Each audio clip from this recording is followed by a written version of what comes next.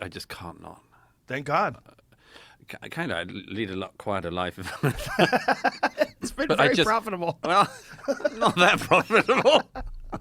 No, I mean, it is true. I sort of have that feeling of like I couldn't look at myself in the morning if I hadn't have. Yeah. If I knew it was not true. That said, again, I couldn't look at myself in the morning if I'd said something I knew not to be true. So Right.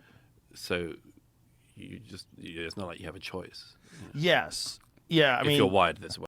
there's also this thing that people do where they're a prisoner to their initial suspicions or their initial ideas that they've adopted. And then when things change and the landscape is clearly not what they thought it was, they're not willing to bend. Well, that's the one. I was writing about this recently. That there was a study a few years ago. I can't remember if we talked about this before. There was a study at Harvard about what happens when people with a completely incorrect opinion meet the correct opinion. And I don't mean like as in the era is saying this and you're saying that. No, I mean like literally. I know you think the world is flat and you're introduced to the facts that show that the world is round.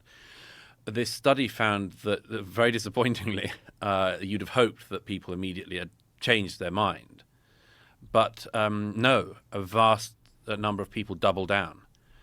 Well, of course they do, because we like to think that we're rational and reasonable people, and we're capable of that. But we're lots of other things as well. Like we don't understand ourselves. We're not transparent to ourselves, and we are capable of reason and rationalism. But we're also capable of lack of humility, pride, jealousy,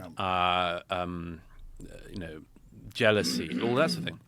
And when it comes to saying, actually, I got that wrong, or I've changed my mind on that, it requires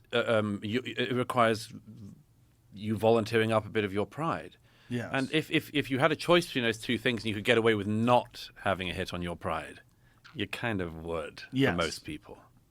That's why they hold on to things they know are kind of indefensible still.